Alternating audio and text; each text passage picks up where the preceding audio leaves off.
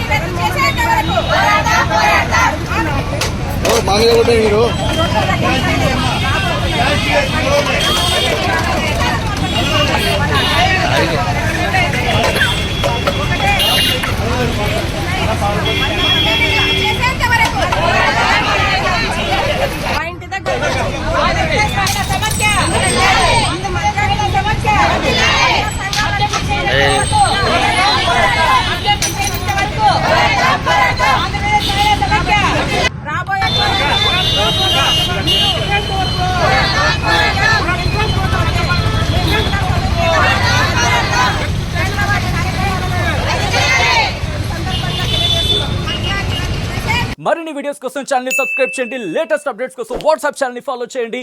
And link description లో ఉంది.